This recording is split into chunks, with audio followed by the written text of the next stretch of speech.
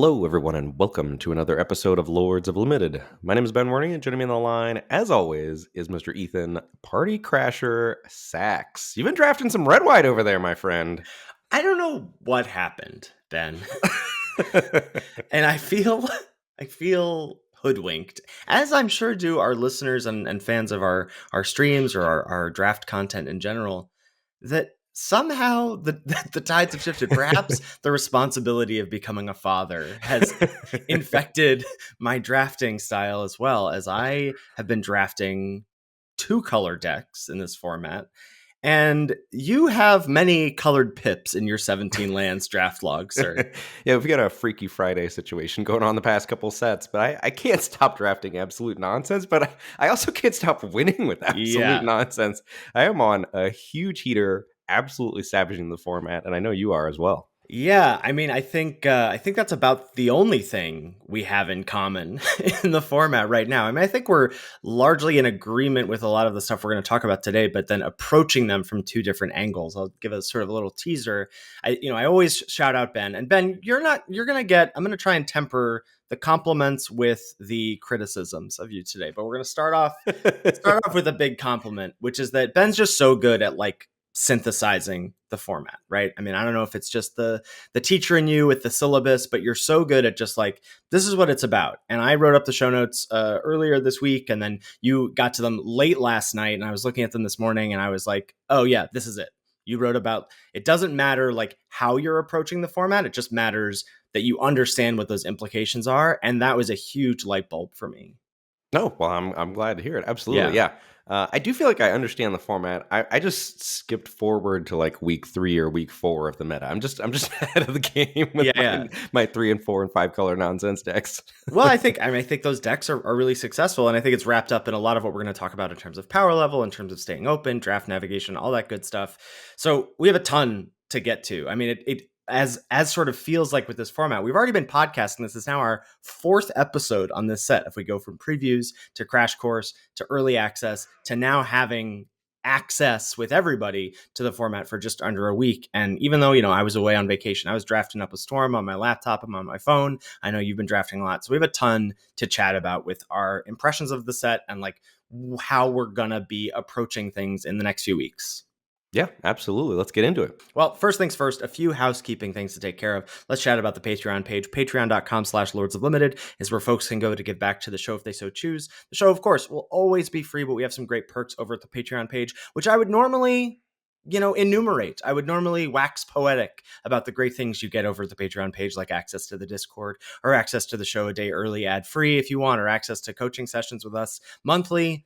But I'm just going to let the incredible list of new patrons speak for itself. So, Ben, I'm going to have you join me in welcoming to the fray this week Adrian, Benjamin, Edward, Rogue, Joshua, PDX Pete, Mario, Glory, Amigia, Oosh, Cyrus, Scott, Austin, Eric, Alaric, Wesley, MK, Tyler, Jordan, David, ABC is DeBoss, John, Slim, Elliot, Nicholas, Johan, Curtis, Will, Hunter, and Jeremiah. Thank you. Haven't done this in a second, Ben. What do you have to say about this list? Holy patrons, Batman. I mean, come on. If that doesn't tell you, these folks know what's up. You should too. And in preparation of getting access to the Discord for next week is the Wilds of Eldraine Arena Open. Can you believe it? No, I cannot. I saw this typed in our show notes, and I was like, whoa, can we slow down here a little bit, Wizards? Yeah. I need a second to catch my breath. But it just moved. The new format came out, middle of marching band season. I just need a second, but magic slows for no person. Yeah, no breaks here, buddy. Show is also brought to you by Cool Stuff Inc., coolstuffinc.com, where they've got cool stuff in stock, and you better believe that cool stuff is Wilds of Eldraine. You're going to want to pick up a booster box of this set to store in your closet for a later date. The gameplay has been incredible in Wilds of Eldraine. I think that's one of the things that have stood out to me the most is, drafts excellent, but I have really enjoyed playing some close games, and you're going to want to save some of those boosties for some close games down the road. Whatever else you're getting over at coolstuffinc.com, they've got it if it's gaming related. And please be sure to use checkout code LOL, all caps, to get 5% off anything in the store when you check out. Okay, so we don't like to be wrong on the show. We don't like to admit when we're wrong on the show. It We doesn't do. happen often. To It be doesn't fair. happen often, but we're gonna have a bit of a mea culpa corner here, Ben. What do we need to chat about from last week? Well, the first thing is I'm glad that we were wrong about this one because red is great. And that was Yeah. what we thought going in. And then it was like a pretty big mover down. And I think we just probably both had a weird experience in the early access drafts. And maybe people weren't trying as hard as they possibly could to build aggro decks in the early access thing because I think clearly aggro is here and red is very good. I think both of those things are true. And I also personally, the archetype power rankings for the first time ever were atrociously wrong. And red white is one of the bottom two archetypes, and it is one of the better archetypes in the format. Yeah, red is great. Red white is great. We're gonna chat about that all in a bit. And aggro decks, just in general, I think are great and here to stay. They're also stoppable, which is another it's a throwback to OG Eldraine, where again, one of the things we sing, one of the praises we sing for that format is that not only is it's all 10 color pairs, all 5 monocolor decks, but also the spectrum of aggro to control to combo to mill to there's so many things to do. And I think the same is true here, at least so far. Yeah, absolutely. And I think the cool thing is the format has to have good aggro decks for the nonsense to feel good. Like that you actually did the thing, right? Like you beat the bosses on the way Correct. there. But the other thing that I feel about the aggro decks, and I'm sure they are awesome right now, according to the 17 lands data and stuff. I feel very good when my opponent goes, Ginger Brute or plays the stupid 1/1 haster that dies into a rat on turn one. Like instantly I'm like, okay, great. I know what the game plan is. Just don't die. They're very, I will say they're very good, but they are very one dimensional for the most part, I would say. Yeah, I think that's true. I had a nonsense deck. I posted this on Twitter. It was a deck that I, at the end of the draft, I was like, well, this was a mess. And thought about just dropping, honestly, and played out the games and ended up going 7-2. And part of it was that I was against, I think 4 of my wins were against red aggro decks. And I just had enough stabilization, enough interaction, enough life gain, incidental life gain, or ability to curve out with on turn 5 a 3-drop plus crack of food, that sort of thing, which the aggro decks they can struggle. If you turn the corner against those decks, they have a hard time pushing past. But they also just sometimes slap you around. Like if your first play is until turn 3, sometimes the game's just over. I was slapped around this morning when I was playing on mobile watching my son. I was like, well, I don't even know if I was on the play if this would have been close. So I thought, as to get Ben nice and do you feel how cautious that was? just riled up this morning, this nice Sunday morning, that we would use the 17 lands game and hand win rate data for top commons as a framework for reevaluating or discussing the top commons, rather than just week 3 of, hey, we did the crash course, we talked about our top commons, last week we reevaluated them and adjusted them after doing early access and pre-release. And now I'd say it's not a ton of shifts, but still some colors that I'm like, I'm not sure what's going on here. And some things that the data was giving me like a gut check on something. And so I threw a bunch of stuff in the show notes here for that. And I also want to get Ben nice and, we're on video now, so he's going to get nice and red faced and he's going to have a lot of interruptions for me. And I'm excited to field that. How do you feel about this, buddy? Boo. That's how I feel. I just want to frame this as it's not like it's what you do with the information, but let's just frame this as it's not like this is something to believe in or not. These are the top. I'm not saying these are the top comments. You're telling me these are facts. I'm saying that you're just presenting me with data that is factual. That is factual. That's actually occurring among 17 lands users, and then we have the power to do with that information what we will, Ben. We can use it for good or for evil. What will you choose today? Probably evil. Okay. So where are you at in the, we were talking about last week, hey, it's an Abzan format.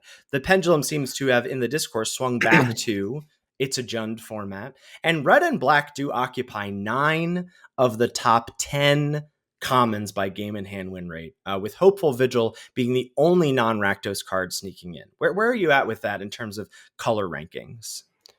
I don't particularly care, which is a weird answer, but I think we're going to get into this later in the episode, and maybe we might as well get into it right now, which is, I think what you value like what you decide is the best, like changes a lot about what other things you have to value in the format. So I think if you think red is great, I think you're going to end up red a lot, and you're going to want the other colors that pair with red well, which to me are the best. Are, I think black and blue, followed by well, that's a probably not even true. It's probably black and white, and then maybe Yeah. blue. Red's just pairs well with everything, honestly. But Yeah. more than anything, red wants more red cards, I think, which lets you delay the decision for which other color you're going to pair with red. So I do.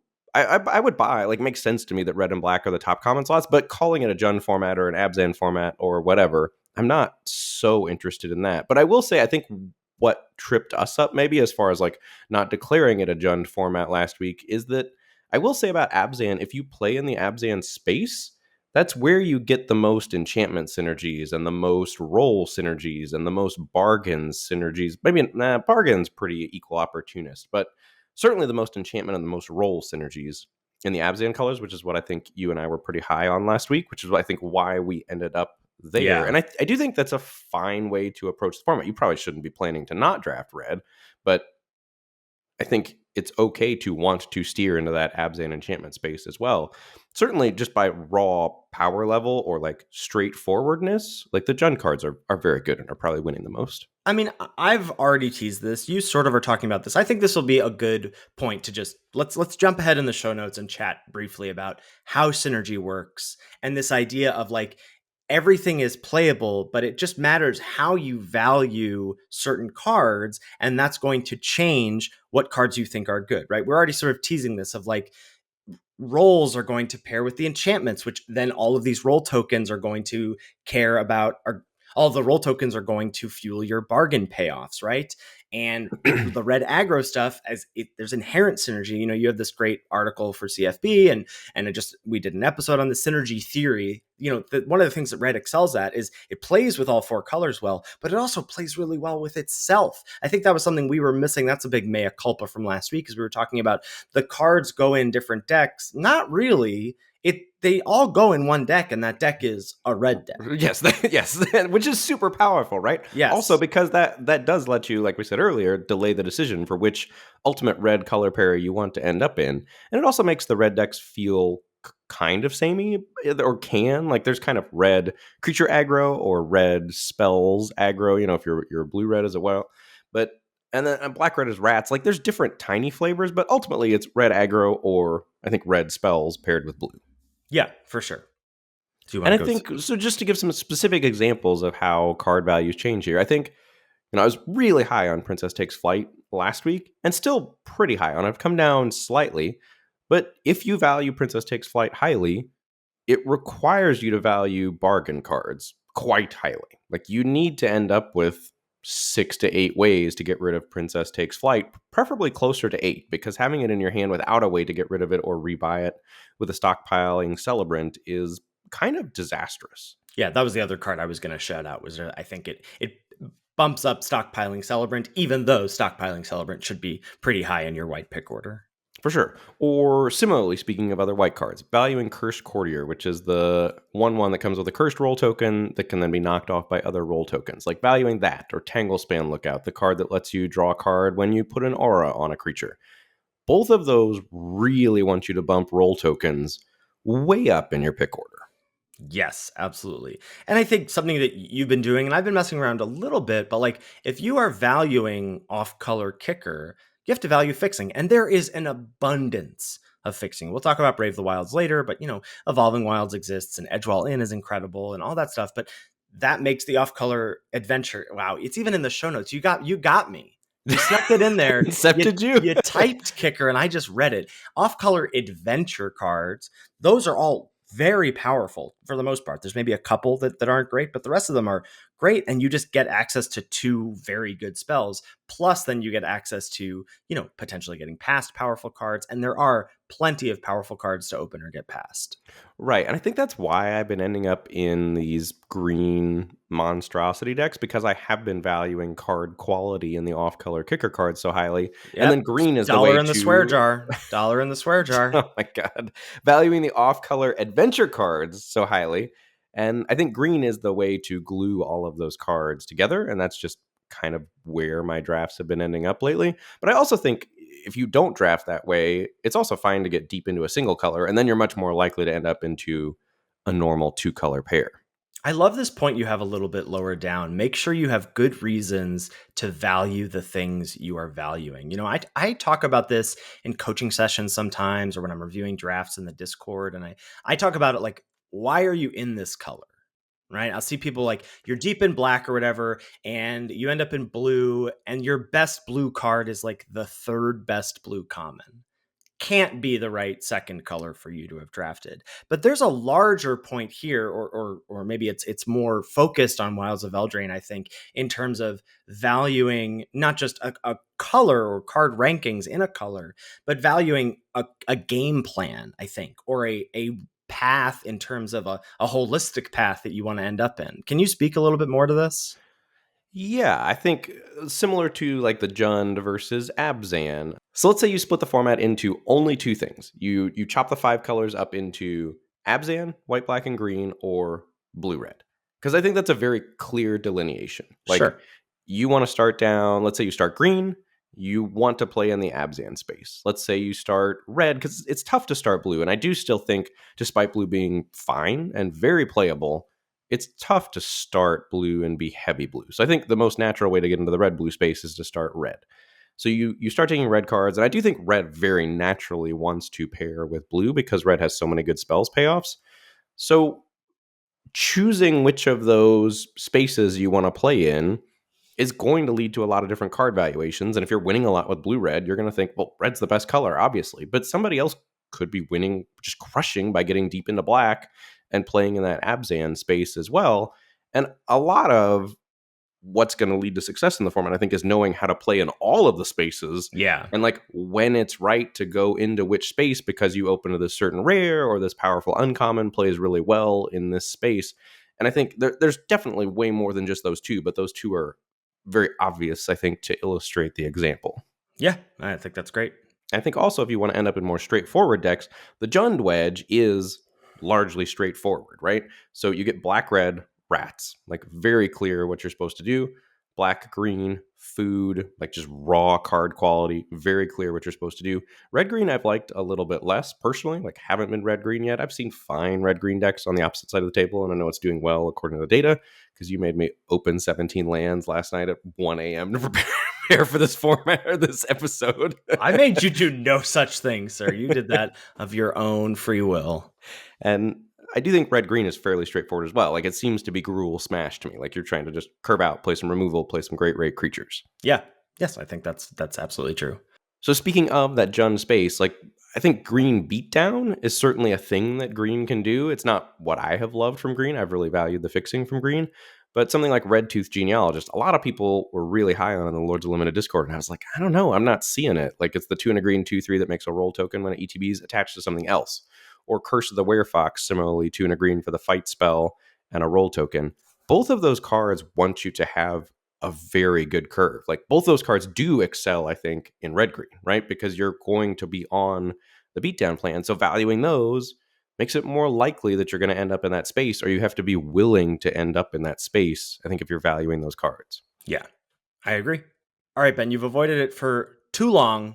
We're going to talk about the data here. So we're going to look at, I just threw out, let's check in on the top commons from each color and see where that lines up in terms of what the mass users are doing and where we're at. So white, not much to chat about, except I do want to defend white's honor a little bit, as I think it's being lumped in with blue currently, and that does not feel right to me. But white, I think, largely in a similar spot as before. It's Hopeful Vigil, clear number one. Cooped Up, shout out to you as having this in your top 3 last week and me sort of pushing back against it. Cooped Up is great. I'm on board. That's the pacifism variant. And then Stockpiling Celebrant, number 3, the 3 mana 3/2 that can pick something up. And if you do, you scry 2. Not a huge surprise here. I want to chat about Archon's Glory at number 4.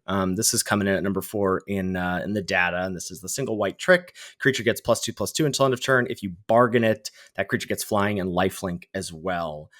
I like this card in theory, but in practice, I don't love. I just never feel like I have a spot for this in my deck. Like even in the red-white aggro decks that I'm drafting, and maybe it's because the aggro decks I'm drafting are red-white, it's hard to find room for something like this that doesn't impact celebration. Like you really want, and my experience with red white is that you really want your enhancements for your creatures to be permanents. You really value the rolls, the 2-for-1s, so that you get those incidental celebration triggers as well before you attack. It's just hard for me to feel like I have room in my deck for Archon's Glory.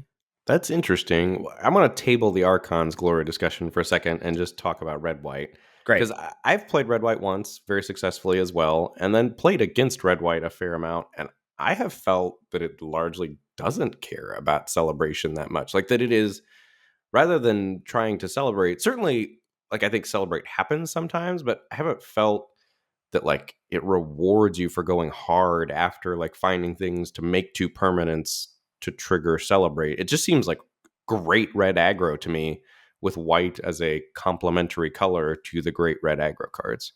That hasn't been my experience. I'm gonna say. I mean, I've only whatever. We're all still, and we will be largely working with small sample sizes individually through the lifetime of the format. But I'm working on a small sample size. But I had a banger 3 red white drafts in a row. Went like 7 wins, 6 wins, 7 wins, and they were not that. One of them was actually largely basically mono white with 3 ashes and like a few other red cards. I'm not putting cards in my deck that are like the red 3 mana 2/3 make a treasure. I'm not trying to like put weaker cards, and certainly weaker cards like that aren't good rates in terms of the stats that affect the board for my aggro deck. I'm not putting those kinds of cards in my deck to trigger celebration, but I am thinking about one of the things that's come up for me quite a bit is Slumbering Keep Guard, which I've liked a lot in those white decks, just because you want the 1-drops, because that red Tormenting Voice variant that makes a roll token is just my love. Witch's Mark. Oh, I love that card so much. Gotta know the name of the cards if you're gonna love them, baby. I'm sorry, baby. I'm all flustered because I keep forgetting the name of this white card. Slumbering Keep Guard, the white 1-drop. When enchantment ETBs, you scry 1, and you can pay 2 and a white to pump it for every enchantment you control. I've had instances where that's in my opener and I could cast it on 1, but instead I wait so I can drop Ash on 2 and then go 2-drop Keep Guard on 3. That type of thing has come up for me. So I don't know. I have found, I mean, certainly with Ash, because it's a permanent enhancement that Ash gets from the celebration trigger, they're all like kind of incidental, but they're also quite powerful. If you have 2 or 3 celebration things on the board and you're getting Ash as a counter, and your other red 2-drop is getting +1/+1 and trample, and then your 3-drop is giving something +1/+0 and menace, that's a lot of bang for your buck. Yeah, for sure. That's what I was going to ask. I haven't seen Ash on the other side of the battlefield. Oh, okay. I bet Ash changes the equation quite a bit. Yes, I think so. Back to Archon's Glory. I would buy maybe in red white. I don't know enough to weigh in, but I would like to say I do think Archon's Glory is a good card. I think it says bargain on it, which is great. Like it's just another card for Princess Takes Flight, that sort of stuff. It's another card for Cursed Courtier. Like there's a lot of powerful uncommons in its color that it works well with, and also just 1 mana +2/+2 blows out a lot of good cards. There's like cut in that's damage based, the red deal 2 that's damage based, really hoses Curse of the Werefox hard, or the green fight spells. I just think as a single mana trick, what it gives you is quite strong.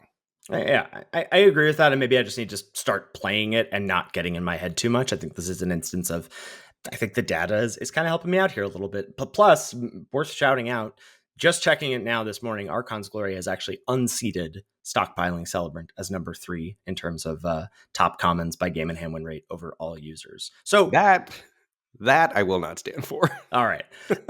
I mean, it exists, but that is true. Do with it what you will. I'm not saying you should take Archon's Glory ahead of Celebrant. I do want to defend white a little bit. There's been a lot of it's a Jund format, and therefore white and blue are terrible discourse that I've seen. I think white is pretty underrated / underdrafted right now. I think it plays really well in the aggressive space, makes a ton of roll tokens, triggers celebration pretty easily. It has good enchantment synergies. It gets 2 removal spells with Cooped Up and Light Blades. I just think that white is well positioned. I think it's also a great like base color or support color in the Abzan enchantment control life. I think white's really good. And I don't think yes, maybe I think red might be better than it, and that's fine. And we missed on it last week. But I'm not ready to then lump white as like a distant fourth or whatever. Sure, yeah, I agree with that. I will say the knock against white. I think you really don't want to be blue white. I do feel pretty Yes. strongly about Yes. that. And then like green white and white black are okay. Like they're fine. I They're think not they're good. like the top tier of decks. Yeah, I would say there's a slight smidge underneath the best decks, and then red white is obviously doing very well. Yeah. All right, let's chat about blue because I think blue is still largely elusive to me and what it's like doing well or what it's trying to do. Blue's top commons in this order are Into the Fey Court. That's the Muldrifter, 5 mana, draw 3, make a 1/1 fairy that can only block flyers. Spell Stutter, the 1 in a blue counter a thing unless they pay 2 plus 1 for every fairy you control. And then Johann's Stopgap. That's the 3 in a blue, bounce a thing, draw a card, or bargain it for just 1 in a blue at sorcery speed. I will say that I had sort of felt this a little bit on the other side of the battlefield, and then seeing it in the data here, that Into the Fate Court being so high, not obviously loading up on them or drafting them highly, but I've been impressed by it. Draw 3 is a lot. I'm here for Lore and Revealed 2.0, baby. I think you should be, and I think it's worth thinking about at the top of your curve. I think it's worth making sure that you certainly want to end up with at least one. I think in your blue decks, and then I think that dictates how you're trying to build your blue decks as well, because you want to make sure you have room for this card in it, and that has led me to feel personally that Spell Stutter is top of the heap. I just drafted. Maybe we're gonna get to this draft log later. Drafted a deck where I backdoored into blue black and ended up with 5 copies of Spell Stutter. That is an excessive amount. Card was great. I was happy with all of them. Card played out really, really well. What about Stopgap? Where are you at on Stopgap these days? So this is the 3 in a blue sorcery speed, bounce a thing, and then draw a card, and it has bargain to cast it for 2 mana. Stopgap is excellent. It says bargain on it. Like, yeah, that's one of the things blue gives you is just bargain everywhere if you have cards that want to be bargained away. I think that's quite strong. I will say, regardless of what the data says, I cannot imagine spending a high pick on Into the Fey Court at this point ever. Like, I think you're going to end up with a copy, and personally, despite my love of Lore and Revealed, feel fine playing blue decks without a copy of Into the Fey Court currently. Yeah. What has been impressive about it to you specifically? Is it just like the draw 3? Like, do you care about the 1/1 fairy at all? No, not usually. Though, if they have a roll token to put on it, it's pretty good. Which it's actually one of the interesting things. So I wanted to chat about 3 cards that surprised me, and then we can loop back to Into the Fey Court. So worth noting that both adventure creatures, Obira's Attendants and Vantress Transmuter, the 3/4 flyer for 5 and the 3/4 vanilla for 4 respectively, they're quite low, as is Snaremaster Sprite. That's the single blue 1/1 flyer. Pay an additional 2 and ETBs to tap something and keep it tapped. Blue doesn't make good rolls, right? Almost all of its roll tokens are cursed, which is certainly the worst of the roll tokens. And so it's really hard because Snaremaster Sprite gives you this tension of, hey, you want to be heavy blue so you can cast Sprite on 1, but then blue doesn't give you any follow-up on 2 to drop a roll token on it. That's like anti-synergy theory. Right. It's really awkward. So it makes sense to me why, once I figured that out, and it's one of the things when we get to red, why red is so good is it makes the best roll tokens, right? It makes Wicked roll tokens and Young Hero roll tokens, which I think are the best. And blue just doesn't get to do that. Well, and I think we should shout out as well, too, with Vantress Transmuter, the one that makes a cursed roll token on adventure. A thing that I hadn't really put together with cursed roll tokens is you can use them well in ways other than just shrinking your opponent's large creature. So you can, if you've got a rat token, attack, maybe your opponent blocks, and then post-combat you put a cursed roll token on a creature to just actually factually kill it. It's almost like you bargained away a rat token, to turn your cursed roll into a removal spell. Also in blue-red specifically, there's a lot of ways to deal 1 damage with red cards, like Flick a Coin or the blue-red Frolicking Otter thing that has the single red adventure. Those play very well with cursed roll tokens. I hadn't quite put that together yet, so I think there are maybe a little more creative ways to make use of the roll tokens. But again, you do have to do a bit more work to make the cursed rolls good. That makes sense. Yeah, it's like I think the lesson was Mercurial Transformation. I want to say from Strixhaven. That was a sort of play pattern as well. You could do something post combat, play a learn spell, go get that lesson from the board, and then shrink your opponent's creature to a 1/1. That was a nice play pattern. So my feeling is these cards make sense to me and have helped clue me in. My top blue common personally is Spell Stutter. You have some love for Ice Out. I do. I think if you filter the 17 lands data by top users, which again I was doing last night at 1 a.m. to prep for this show, Ice Out is number one. And I kind of had a feeling, you talked about the data supporting your gut feelings. When I've played blue and when I've played against blue, it feels very difficult to play into open mana in this format when you're not blue. Like the non-blue decks having to decide what to do into open blue mana is tough. And because so much of the best things you can do are setting up rectangles, right? Playing an adventure that affects a creature. And you're like, do I want to get blown out with this? Or playing a roll token on something. Am I going to do this? Like you're opening yourself up to get 2-for-1 in a lot of situations. Well, not only 2-for-1, but like making your good cards worse, right? Like the best cards require some setup. Like you have to have something happen before the big thing happens. And then if either of those two things get jarred up, like you really are out of luck a lot of times. Like if the big thing that you try to set up gets countered, or if the smaller things that you need to set up the big thing get killed, it just puts you in a lot of spots where you don't have a way to make a winning decision. So my feeling is that if you're blue, you really want to be trying to play draw go blue control. And I think blue pairs best with black and red. Like blue black control, blue red control. Both those decks can just draw a card and say go a lot of the times. And it just makes your opponent's life miserable. And you can also play blue black fairies as well, where you're just like curving out tempo aggro control, like that style of deck. I've also been crazy impressed with that deck as well. I see you making a face over there. No? No, my favorite question.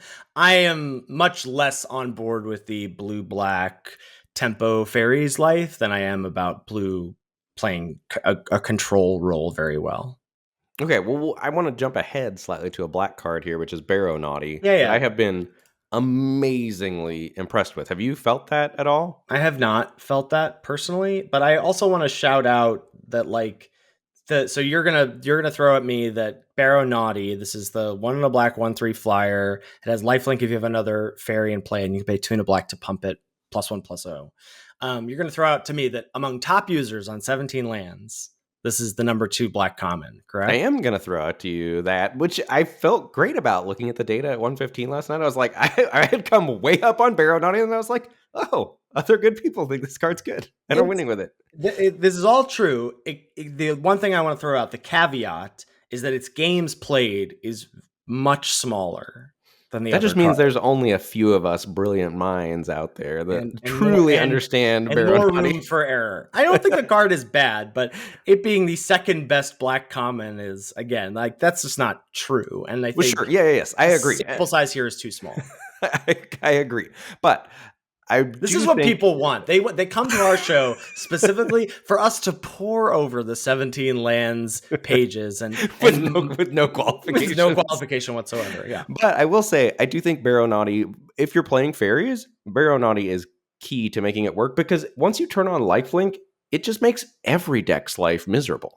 Like aggro decks have a really hard time racing it, and then bigger decks, like you can just tempo them out with flyers. I don't know. I have really been impressed by Barrow Naughty. Yeah. I mean, we can chat about black. Black is just like, it's the same as what we talked about last week, which is just that you can go so many commons deep, no matter what pick order list you're going off of, and be happy with cards. Currently, it's Candy Grapple number 1. Rat Out is number 2 right now. It's a single black. Is insane to me. But like it is a card that like all black decks want a copy of Rat Out, right? I could take or leave having a Rat Out. And then Hopeless Nightmare number 3. Surprised to see like Sweet Tooth Witch, the 3 mana 3/2 that makes a food. Number 4, Minstrosity, the 2 mana 3/1 when it dies becomes a food. Number 5, that Conceited Witch and Voracious Vermin. Those are currently still my picks as being fairly high in the 3-drop slot, they're down the list there. What number 7 and 8 looks like? I think for me personally, I would have Conceited Witch behind Sweet Tooth Witch and Voracious Vermin because you have to pay the mana for the roll token. And like something has to happen. You have to have a board set up, much like Red Tooth Genealogist. Like you have to build your deck in a certain way for Conceited Witch to be good, which is fine. Like, and it is powerful when you build your deck that way. But Sweet Tooth Witch and Voracious Vermin both just give you the rectangle for free to borrow from Rectangle Theory. And I think Sweet Tooth Witch in the data ahead of Voracious Vermin also makes sense to me because it just starts out as a 3-2, right? Voracious Vermin, higher ceiling, and certainly maybe potentially in a better deck as red-black, but the data is, again, not qualified to talk about data. I don't know, I end up in the spot, but like the data is always going to be telling you like which cards are generically the best. Like certainly if you're not the filtering, lowest setup cost. Yes, like which cards do the thing. And Sweet Tooth Witch does that. It gives you a 3-2 and it gives you a rectangle. Yeah, no, I think that's a really great way to frame it in terms of all of those 3 drops that make an additional token, whether it's a rat, whether it's a food, whether it's a roll, and which ones require, like, it just gives you the most setup for the least, or give you the most board presence for the least amount of setup. That makes a ton of sense to me. Black is still excellent with every color, extraordinarily deep, very flexible, plays aggro or control. Like, what can't it do? Yeah, color's great. Moving on to another great color that, again, we owe a huge apology to. Red is excellent. Top commons here on 17 lands. Torch the Tower 1, cut in 2, flick a coin. The 2 in a red, instant, deal 1 damage, draw a card. Coming in at number 3. Yeah. Also feel great about pegging cut in last week, like just being one of the top commons. I mean, let's chat for a second about Young Hero roll tokens. We were realizing this last week, and I'm just in love with the Young Hero roll token. My favorite thing is just putting this on a 1-drop. It's why I love that, forget what it's called, the recommissioned variant in white, just like loading up on 1-drops and getting a roll token on it early. It dies because it's a 2-2, and then get it back, and oof, this is going to grow to a 2-2, a 3-3, a 4-4. So Return Triumphant is the card you're talking about, and I was pushing back on you last week. I've since played with it and come up on it, but I have not played it. Are you playing it in red-white aggro? Like you're forcing trades and then like bringing it back as a bigger, badder threat. That's the play pattern? I don't want to play a ton of them, but I'd like 1 or 2 copies depending on what my Ginger Brute life is like. But, any of them. It's great to pair also with stockpiling Celebrant, right? Getting Celebrant back. Celebrant picks something up. You get the Scry 2, and Celebrant threatens to grow as well. It's quite synergistic.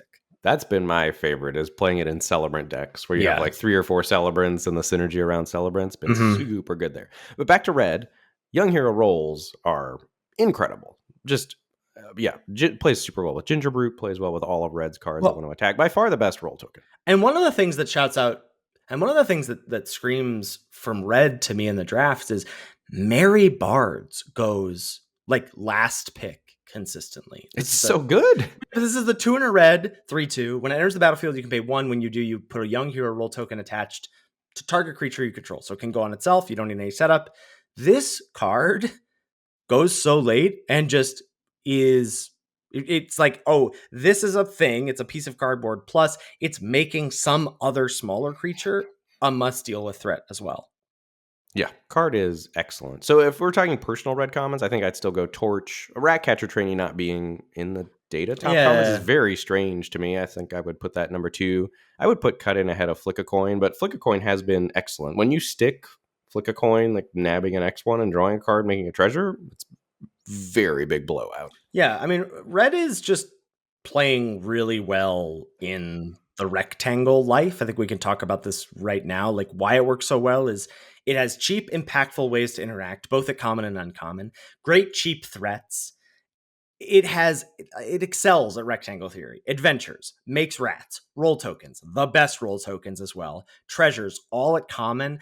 And like the fact that those roll tokens are Young Hero and Wicked really gives it a bump. Like looking at just the outside in of the top 3 commons, Edgewall Pack, the 3/3/3 menace that makes a rat, Ratcatcher Trainee, the 2 mana 2/1 first strike on your turn, Adventure 3 mana, make 2 rats at instant speed. It just does so much. And then as we've been talking about, doesn't matter what color pair you're putting that core of cards in. It's a red deck. And then you're just supporting it with whatever other color you're getting powerful cards from. Yeah, I co-sign everything you're saying. I will say, just personally for red, I think the one thing I haven't figured out for red yet, that I think if you figure this out, please let me know, and I certainly will make it even better. Starting red feels a little dangerous to me in that I'm not quite sure how I want to pivot out of red yet. Like once I start down the red route, because it wants so much more of itself, like once you get 4 red picks deep and you're like, oh no, like red's not really flowing, I don't know what to do in that spot yet. Well, luckily, what I would say to you is that I think one of two situations is going to happen there. If red is cut, something else will present itself as being quite open to you, and you won't feel bad about scrapping those 4 or 5 early picks.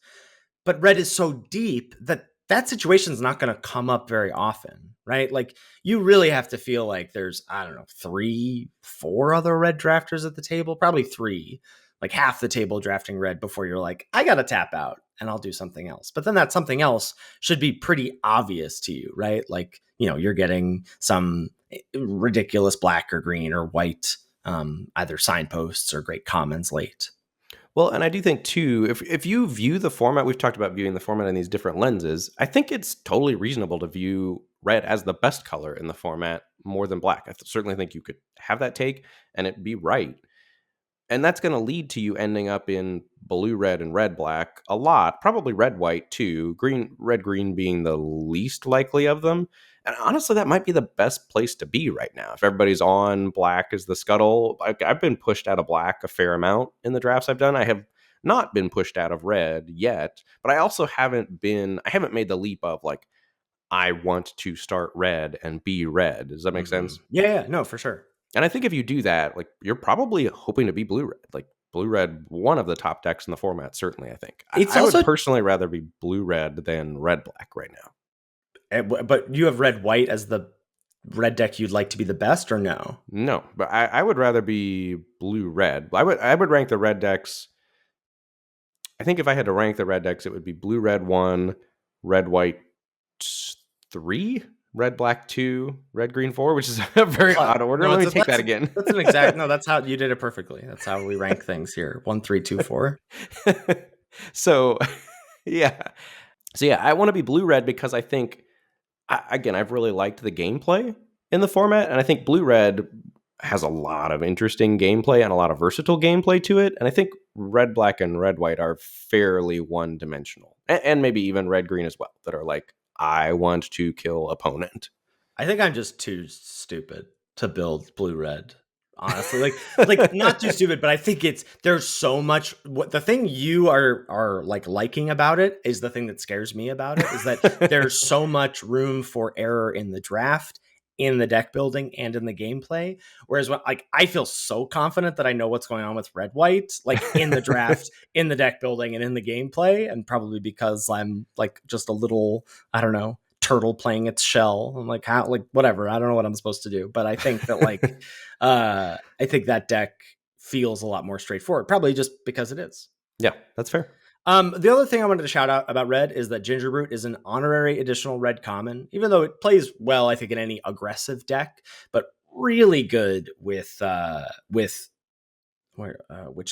But really good with Witch's Mark specifically, like getting you to go Brute on 1, Witch's Mark, put a Wicked Roll token on it on 2 is so good. It actually, for how much of a clunker I think a lot of the bonus sheet is, the Enchanted Tales slot, I think red gets some pretty good uncommons, right? Dragon Mantle is just good in your heavy red decks. Draw a card, gives you some sack fodder for bargain if you need it. Really threatening on evasive threats. Raid Bombardment, I've gone off with as well. The thing that if you attack with a creature that's power 2 or less, your opponent loses a life. And Impact Tremors, whenever a creature enters the battlefield under your control, an opponent loses a life, like, or deals a damage to them. I think both those enchantments are pretty sweet build rounds.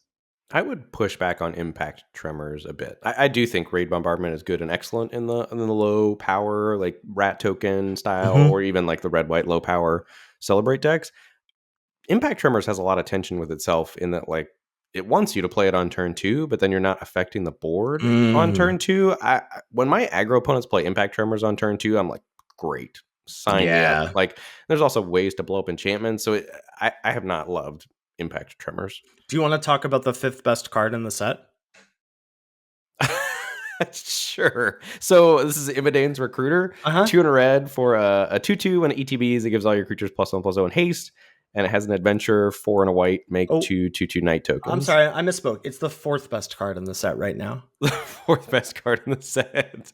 I mean, this card's very good. I like this card. It is wild to me that it would be that good, and I'm sure people are just gonna like jam data in my direction regarding this card.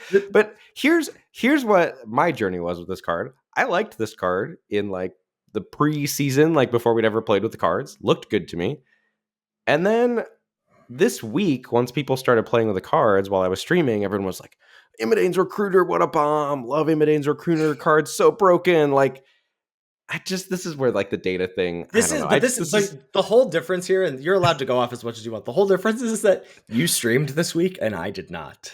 That's the difference here, is that I've just been like silently enjoying my journey through my card evaluations, and you have not had that opportunity. No, I have not had that opportunity. And I agree that Imidane's Recruiter is great. I cannot possibly believe it is the 4th or 5th best card. We should check out what this card is. This is 3 and a red for 2/2. I said what it was. Did you really? I did say what it was earlier. Thank you for listening to me. Apologies. I was looking at it being 4th, not 5th anymore. So I don't even know what I want to say. So it is exhausting a little bit as a streamer that like the world sees that this is high in the data and probably has good experiences with it. This is not remotely close, I think, to the 4th or 5th best card in the set. It certainly is like an excellent card in an excellent archetype that's doing well early, which is probably inflating its stats. And again, like go ahead. Well, I think what I want to shout out here is to take it back. Well, certainly take our blood pressure down a little bit, but also to take it back to the beginning point, the thing that I think you set up so well, which is like anything is playable. The data is like not telling the whole story, as it never can. Like these, just looking at raw stats or numbers or whatever, can't tell you the whole story. But it's about like, what do you want to do?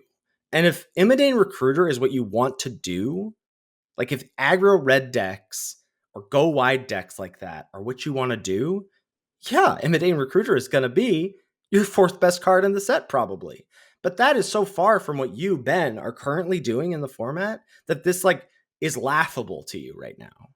Well, not that it's laughable, because the card is good.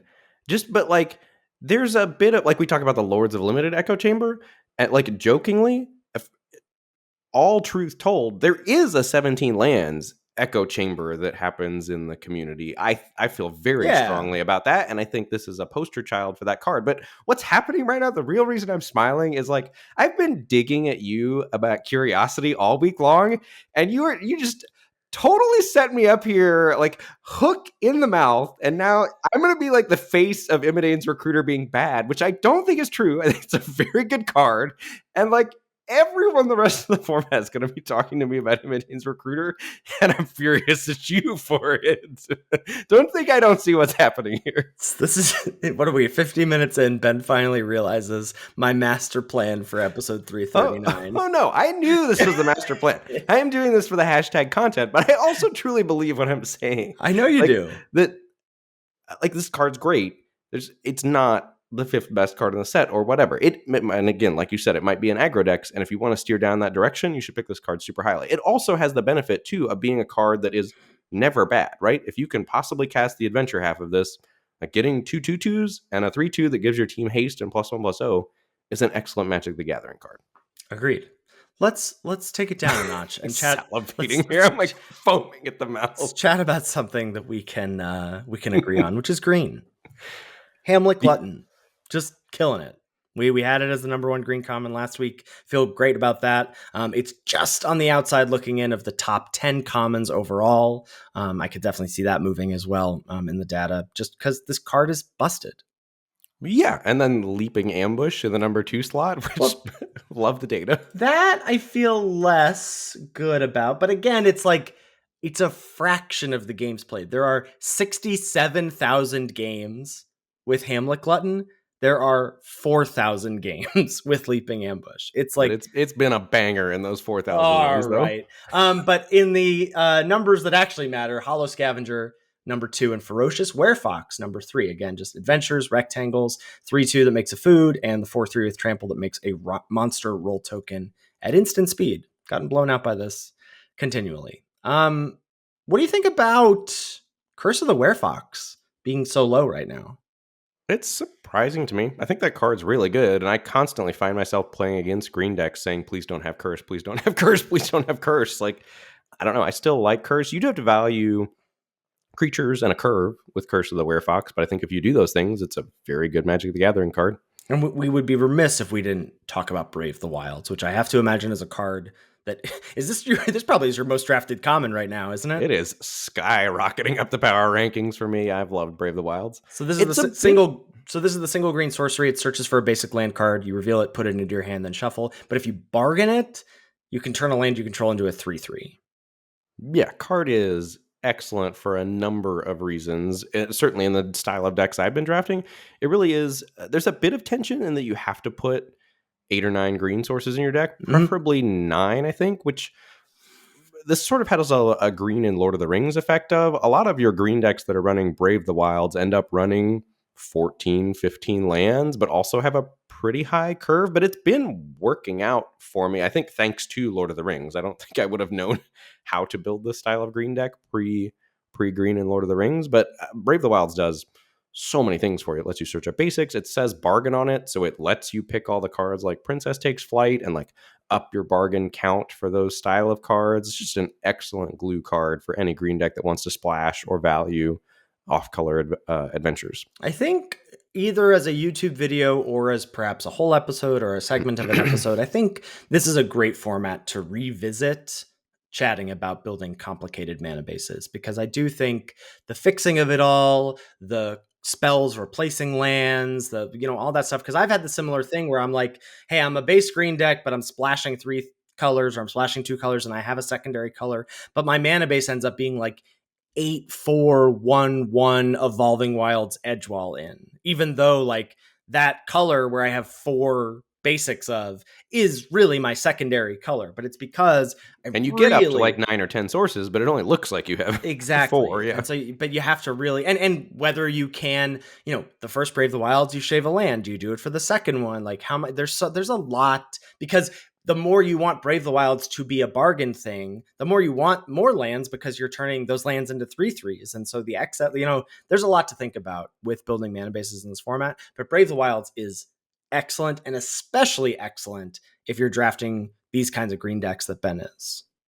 Yeah, and I think if we zoom out and take a look at green as a color, I think it's super deep, similarly deep to black, but largely straightforward in the sense that like you're just getting a lot of great rate cards. Like greens uncommons are all excellent rates, very powerful. A lot of the commons similar, but different than blue. Like for example, blue red as a deck, I think gives you a lot of room to outplay the opponent.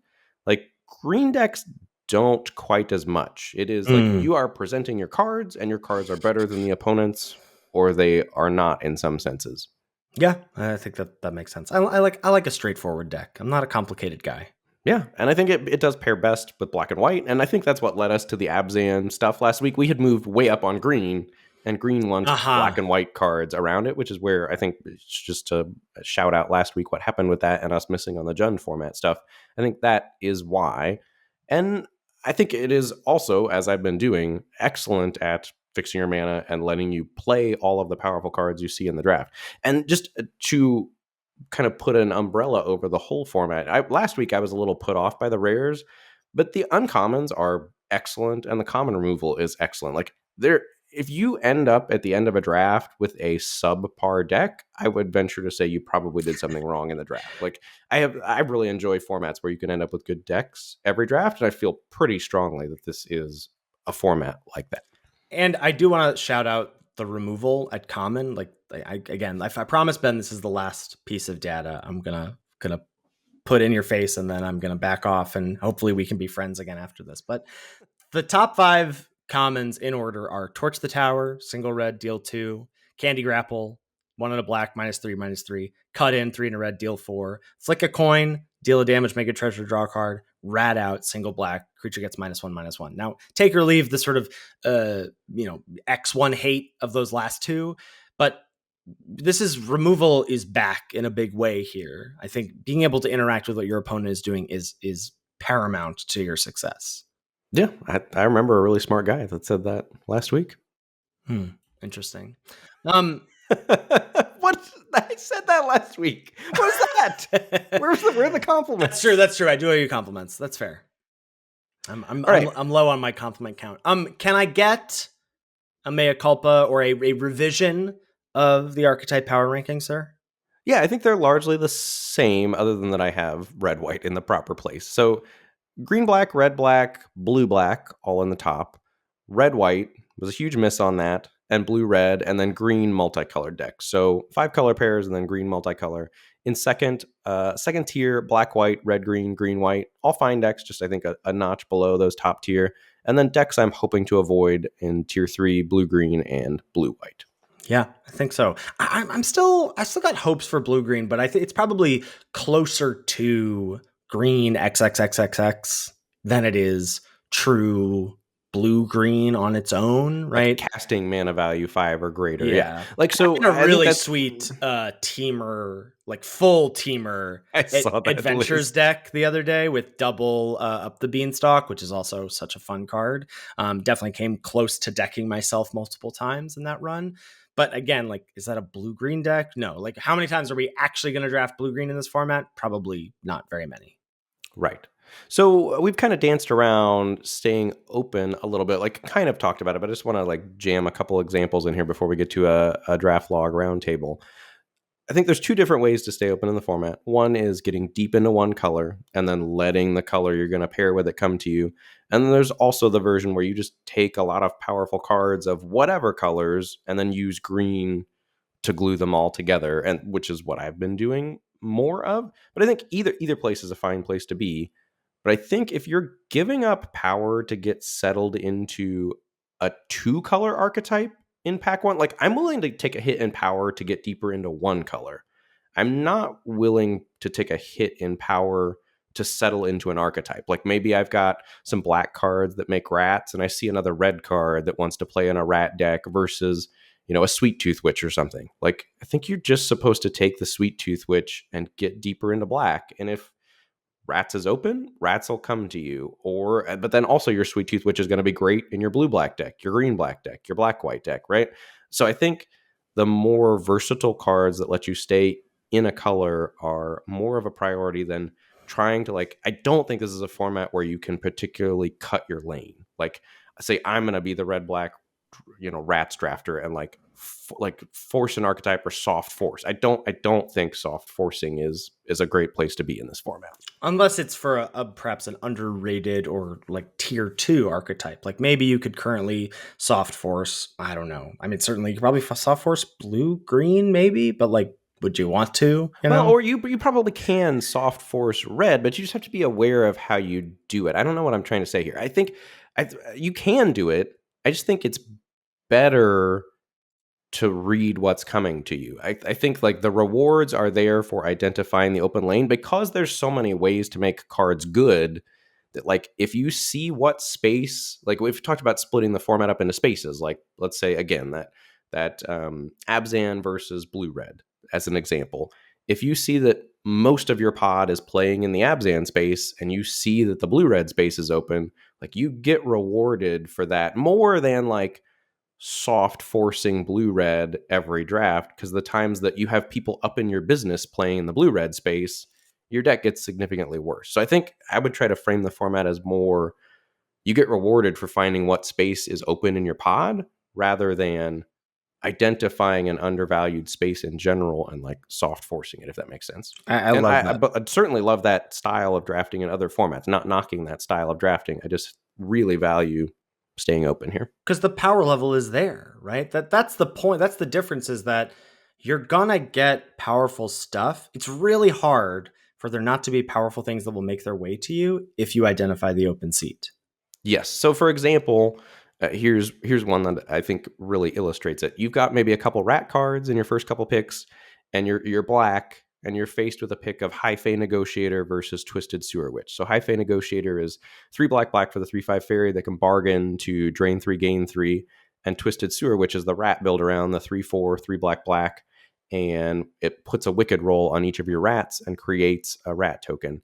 I think you're always supposed to take High Fae Negotiator in that spot because it's going to be excellent in your red black rats deck, but also be excellent in any other black deck you go into. Versus, like, once you take that Twisted Sewer Witch, then you're kind of like pigeonholed into, well, like, I got to draft rats, and then it gets harder to pivot out of it if you feel like, oh, I am being cut. I think Yes.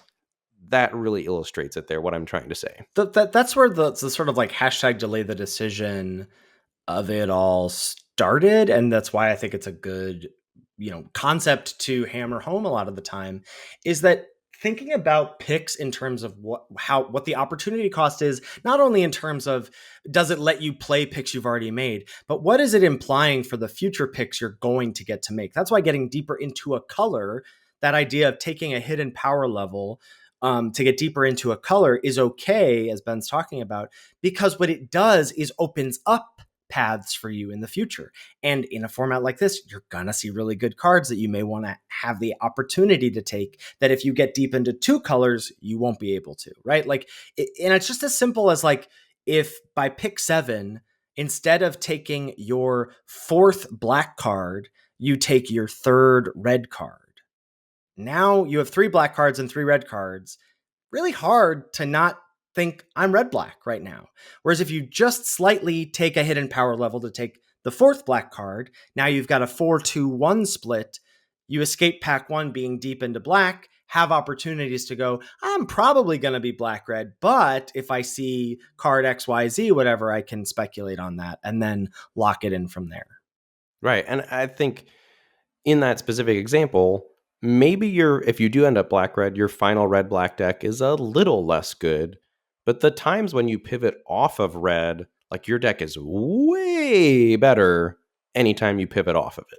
Yeah, in a way that is going to impact, I think, your win rate way more than the like, my deck is whatever, 6.6 out of 10 instead of a 6.8 out of 10, Right. So here's another example.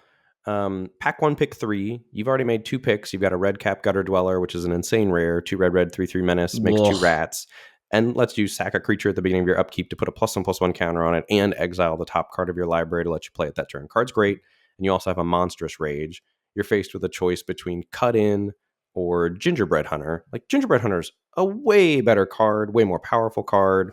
Jund format, you could say, like, I'm going to take the Gingerbread Hunter, play in the Jund space, but I think Cut In just is good enough. Like, that's the type of spot where I'm willing to take a hit in power level to stay one color. Yeah. Oh, I'm like, that's so tough, especially because Gingerbread Hunter gives you that flexibility where, like, it's so unique in that even in red black, you could just play Puny Snack, like, if you had to, so it gives you flexibility in terms of, it's not as like, if this were the again, I don't know names of any cards, but the 5 mana 4/4 trample in green, that if you bargain it, you get to fight something when it comes into play. Oh, Agatha's Champion or something like that? Yeah. So if that's the option here, I think Cut In is a lot clearer of a pick because it's like less flexible. Whereas Gingerbread Hunter, I'm like, well, it could be red green or red black. But I agree, just like, you've got such strong reasons to be red, just get deep into red and figure out the rest later. Right. But I also think there's another style of staying open where you just, like, take the good cards that you see and you figure out how to put as many of them together in a cohesive deck that doesn't die to aggro as possible. Totally agree. All right, shall we put all this yammering to play in a roundtable? Let's do it. I think we're going to see one of those style of drafts right here. That's true. So pack 1, pick 1, a pretty clear pick, I would say. And if you're following along on YouTube, we'll have the full pack. You could, of course, check out the show notes where we'll have a link to the draft log, but we're going to shortcut things here. Best non-rare in the pack is Witch's Vanity, I would say. This is the 1 in a black saga. Destroy target creature an opponent controls with mana value 2 or less. That's chapter 1. Chapter 2 makes a food, and chapter 3 puts a wicked roll token attached to target creature you control. Shout out to a couple of white removal spells as well. There's a Cooped Up at common and a Grasp of Fate at uncommon. And also, a banger of a white rare. Archon of the Wild Rose, 2 white for a 4/4 flyer. Other creatures you control that are enchanted by auras you control have base power and toughness 4/4 and have flying. Yeah, that card's excellent. Windmill Slam, first pick. Okay, great. Moving on to pack 1, pick 2. We actually have quite the pick that you are describing here, I would say. Even though we only have 1 white card in our pack, I think we're choosing between 2 cards, which is that the best card that is white, and certainly the best common, I think, in the pack, is Cooped Up. The 1 in a white aura, enchanted creature can't attack or block, and then you can pay 2 in a white to exile enchanted creature. And then, in my opinion, the best card overall in the pack is Welcome to Sweet Tooth. This is the Saga for 1 and a green. Chapter 1, you make a 1/1 white human creature token. Chapter 2, you make a food token. And Chapter 3, you put X +1/+1 counters on target creature you control, where X is 1 plus the number of foods you control. Would you agree with that overall assessment of the texture of this pack? I do, and then this comes down to a decision of which style of drafting do you want to do, and how much do you want to play Archon of the Wild Rose? For me, I really want to play Archon of the Wild Rose, and so I would take Cooped Up over Sweet Tooth, and I would be wanting to get deeper into white here. And I prescribe to I just want to take the best cards, period. And I'm also fine to draft these, play these 2 cards together, be in green, white, whatever, be in that Abzan enchantment space. But I think Welcome to Sweet Tooth. I think one of the things we haven't chatted about, we sort of touched on this in terms of what do we want to do. One of the reasons I like the roll token so much and I like the aggro deck so much is that I think they prey on or take advantage of having better 2-drops, because 2-drops, I think, are simultaneously, they're important, but there's not a ton of great ones. And so something like Welcome to Sweet Tooth as like just a banger of a 2-drop that also has synergy in enchantments, in food, etc. Like, I just love this card so much. So I took Welcome to Sweet Tooth here. Yeah, card's very good and co-sign everything you're saying about premium 2-drops being scarce. Pack 1, pick 3, we see a huge dip in overall power level. There's not a ton to like really in green or white. I would say the best card in those colors would be, I don't know, Unassuming Sage. 1 on a white for a 2/2. When it ETBs, you can pay 2. If you do, you put a sorcerer roll token attached to it. But like, who cares? Because like, there's just nothing to like really in this pack other than Frolicking Familiar, in my opinion. 2 in a blue, uncommon for a 2/2 flyer. Whenever you cast an instant or sorcery spell, it gets +1/+1 until end of turn. And it's got an adventure, Blow Off Steam for single red, instant, deal 1 damage to any target. Yeah, I love your pick here. What cosign Frolicking Familiar. I just think this pick really illustrates the other style of drafting where you take the best cards and you figure out, like, a lane is going to open itself up to me eventually if I get enough good cards. And I think it's tempting to take Unassuming Sage with Archon of the Wild Rose, right? Like, Yeah. Archon wants you to have roll tokens. Unassuming Sage can put a roll token on itself when it ETBs. Like, those cards work well together. You're just taking too big of a hit in power level there, I think, to want to do that. You don't need to work to make Archon good. And if white's open, Archon should be good without you doing any extra work, I don't think. The gap here is huge. Like, Frolicking Familiar, probably B- territory. Certainly, I would say B. Yeah, at least in blue red. Certainly in blue red, it's B. And Unassuming Sage is D+, maybe C- with Archon. Like, it's not great. Yeah, not great. So I love the Frolicking Familiar pick here. So we're all over the place. Pack 1, pick 4. Now I've got a choice of some removal spells, I would say. Again, best common, and certainly pairs well with one of our colors, is Cooped Up. Again, there's also a Kellen's Lightblades there, but certainly taking the first Cooped Up as a white removal spell.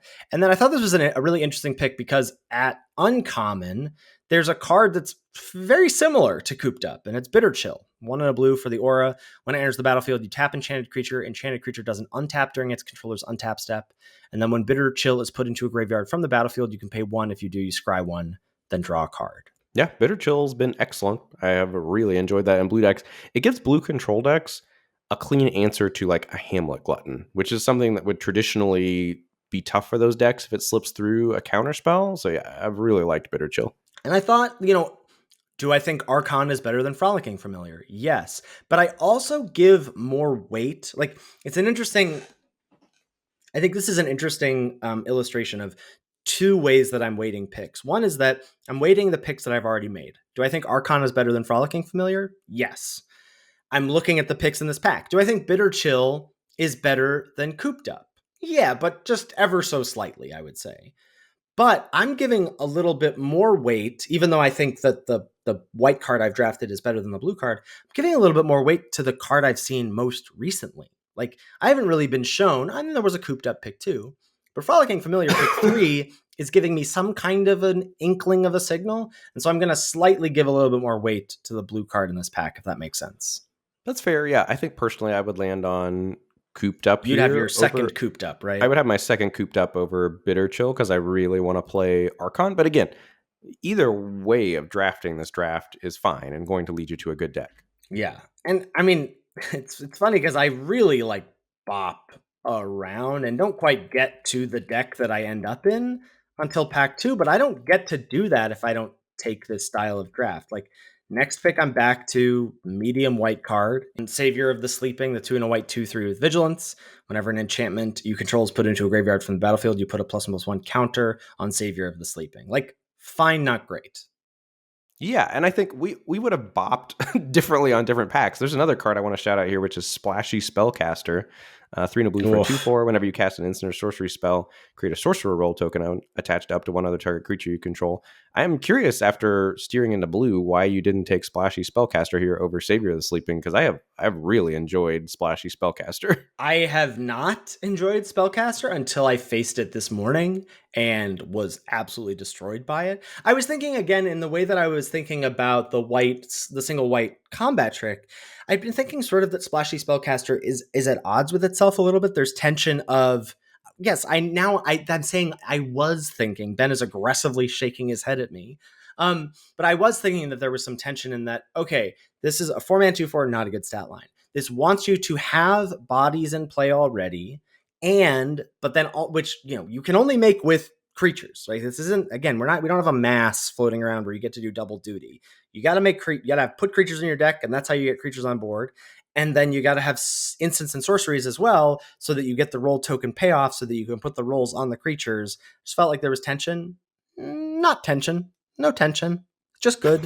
Well, yeah, because adventures exist too, Yes. and a lot of the adventures are spells plus creatures. Also, Splashy Spellcaster plays great with your Archon of the Wild Rose because it puts auras on things. Oh, yeah, that's pretty sick. Maybe this was the one draft to try and be blue-white. That's what I was thinking, like maybe blue-white, but I also think I would have ended up where you ended up, which is like you got deep into blue and black flowed in pack 2, and then that let you be blue-black, and you stayed open and drafted an insane blue-black deck. But mostly I think it's those interesting early first 5 picks with just how you plan to stay open, and especially the third pick, Frolicking Familiar, versus not locking in on the 2/2 that can make a roll token because you have Archon of the Wild Rose, Yeah, and the first black card that I take this draft is pack 2, pick 2. I get past Lord Skitter Sewer King, which is excellent. 3 mana, 3/3. It makes a rat every beginning of combat for you. And then just go like that into Candy Grapple, into Voracious Vermin, and into Sewer Tooth Witch, or into Sweet Tooth Witch. And then I'm just like, oh, this is now just the best cards that I have, right? I just like, this is the best color I'm in. And I don't have that opportunity if I actually do have that opportunity if I'm you, right? You probably end up in white black because you have Right. Archon plus the 2 cooped ups. And so you're deep into white, so you have the opportunity to get into black. I'm bopping around and don't lock in because I don't have anything good yet. And I'm able to get into the black. But if you're doing something else besides those 2 styles, you're going to miss out on the power level that this seat presents you. Yes. And I think that's where, like, back to the choosing to soft force something, like, as you go into the draft versus reading what's coming to you. I think there are a lot of seats where, like, if you can hang on and delay the decision for a while, you can really get rewarded for staying flexible. I agree. All right. Before we go, I just would like to say, please don't at me about data. Please. Look, I'm never there, but Imidane's recruiter, and I am not knocking the data. If you love the data, like, do you and do the data. I'm not personally attacking anyone's love of the data. That's my disclaimer. do we need to get a new like Mountain Dew style shirt on TeePublic that's do the data? Please no. please no. But again, like if you love the data, if you love pouring over 17 lands, not knocking any of that. Like I don't want to yuck anyone's yum. It is just not for me. Ethan, it was just Ethan a framing handled it. device. Just a framing device and a way to just wake Ben up in the morning. I'm awake, baby. All right, great place to wrap us up. Thank you, as always, to Salty Pretzels for our intro and outro music. Make sure you give it a listen. Thanks so much to CoolStuffInc.com for sponsoring this podcast. If you're heading over there for any and all purchases, please use code LOL when you check out to let them know we sent you there, and more importantly, to get 5% off of anything that you purchase. You can check out all of our content on our website at lordsoflimited.com. There's a tier list. Look, maybe you don't want to pour over the 17 lands data. Ben's got a tier list for you over at our website. That's going to get you going. We've got merch over at TeePublic. We've got our Patreon reward tiers over there as well. We've got our episode backlogs. We've got our YouTube links. Anything Lords Limited related at lordsoflimited.com. Feedback about the show or any questions, shoot us an email at lordsoflimited@gmail.com. Thanks so much for listening, and we'll catch you next week for another episode of Lords of Limited. Thanks, everybody. See you later.